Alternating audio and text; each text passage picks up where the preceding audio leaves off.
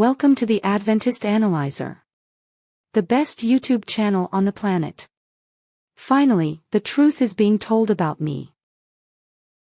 Hello and welcome to the Adventist Analyzer. Now I consider this the premier program of the Adventist Analyzer, although I've done a few programs already, because I want to give you a broad overview of the programs I have lined up for you. Now we're going to start out at the Millerite movement because it is the root of the Seventh-day Adventist Church. And the SDA Church cannot and has not deviated from that root. It cannot do that. On the first two programs, we're going to look at William Miller's prophecy and the four statements of belief he used to defend that prophecy of a Christ-denying, Christ-opposing day and hour proclamation.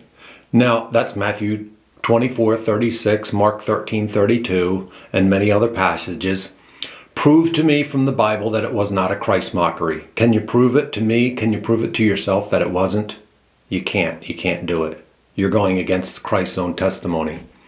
And that's a fact that proves that Ellen G. White's testimony about Miller's prophecy is false. And the fact that it was opposed to Christ and easily identifiable as such proves that Ellen White's testimony about the Millerite prophecy, which she was deeply involved in, is a phony testimony. It can't be real. It's not scripturally sound. It opposes the testimony of Jesus Christ, as Ellen G. White's testimonies always do. Speaking of Ellen White's testimony, angels of God, angels of heaven, certainly did not, would not, and could not have told Mr. Miller the time of Christ's second coming, as Ellen G. White proclaims that they did. Early Writings, page 229. And this edition of that book. In fact, Ellen G. White and her deluded Seventh-day Adventist followers actually call the Millerite movement the first angel's message. And they're supposed to be bearing the third angel's message of Revelation 14. Which they are not doing. It's anachronistic and ludicrous, and it's certainly a grand delusion. Seventh-day Adventism views itself in the book of Revelation as this pure bride of Christ, the perfect commandment keepers. Now, they couldn't even keep the commandment of Christ not to set dates, and it's birth and disobedience all the way through. Time after time, they're reimagining all these things that they got wrong until they come up with this most blasphemous doctrine in all of Christianity, the investigative judgment that proclaims that Christ's atonement is finished but unapplied until you reach a level of Christ perfection, law perfection. That is the investigative judgment, most blasphemous doctrine in all of Christianity, really. But Seventh-day Adventism views itself as the pure bride of Christ, best commandment keepers on the planet. You know, there's a banner hanging above their church door, the greatest commandment keepers. And they couldn't even keep the commandment of Christ not to set dates. And also they have this fake antichrist, which is the Roman Catholic Church. So in their view, they're the pure bride of Christ, and the Roman Catholic Church is the great whore and the book of Revelation. They believe that the book of Revelation is being fulfilled over time, and the Roman Catholic Church came upon the scene, and they're the Antichrist. They got their power and seat and great authority from the Roman Empire, who was gone 100 years before they came. Now, how they can give that power away, I don't understand, but I do understand I understand their delusions, because I was an Adventist for 20 years. And it's impossible that the Roman Empire could give the Roman Catholic Church its great seat and authority that it doesn't have, that it's 100 years dead. Think about this. William Miller proclaimed to know the day and hour of Christ's return. He proclaimed, as did Mrs. White, that salvation was only possible by believing in that date. He proclaimed to be revealing the time and that it had drawn near. And he also proclaimed that all men could know that time.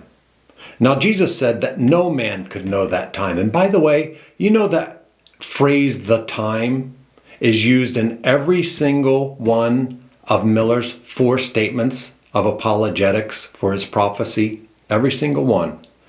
That's the same words that Jesus Christ verbatim mentioned in Luke 21:8 that the Antichrist and devil-sent false prophets would use to draw men to them and to deceive people into believing that the time was at hand.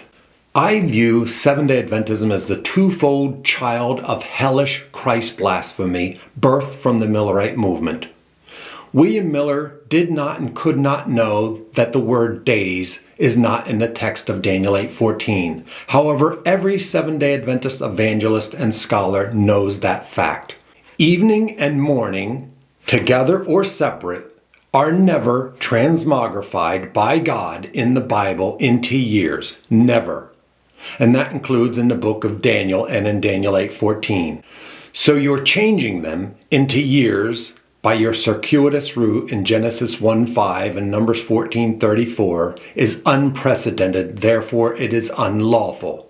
Now I know you don't care about being lawful when it's not written on stone. I mean, you certainly, as a Seventh-day Adventist birthed from the Millerite movement, didn't care that Jesus commanded you not to set dates and not to think that you're saved by believing in a false prophecy date setting. By the way, God used the word day to represent years only in 2 texts of the Bible in a prophetic sense. And in those 2 texts, he tells the prophet to use it that way because it's never so used in all of the Bible. I checked every single usage of the word day and days, and they either equal 24-hour periods or they equal eras of time, which is completely different than the way that's used in Numbers 14:34 as a prophetic symbolism. And an era can be years or it could be months, but it's the same way that we use it today. The day is a 24-hour period, or we say in my day such and such happened, in the days of King so and so this or that happened. Maybe months or maybe years. Usually it's years, and it's an epoch of time. But in both situations, both texts, God tells his prophet to use it that way. And look, you can prove it to yourself. What text do your Seventh-day Adventist evangelists use to prove their theory? Only 2. Ezekiel 4:6 and Numbers 14:34. Now, if it was, like they say, every day in Bible prophecy is a year, then why don't they name all of them? There's 30 days in the book of Daniel, and not one of them is a day for a year. And yet they'll tell you that Daniel 8:14, which doesn't even have the word day in it at all, that is a year. Does this not bother you? Or are you not hot under the collar? Are you not angry? Do you not want some answers from your Seventh-day Adventist church that they would do this? If it was some other church doing this, you'd be outraged. And the sad fact is, you know that that's true. You know that what I'm telling you is true. You know that I was a Seventh-day Adventist for 20 years. You know that we would be angry if this was the Jehovah's Witnesses or the Mormons doing this. Or the Baptist. We wouldn't let them get away with it. We'd be outraged. All you have to do is read Matthew 24:36, 42, and 44 from Christ's testimony.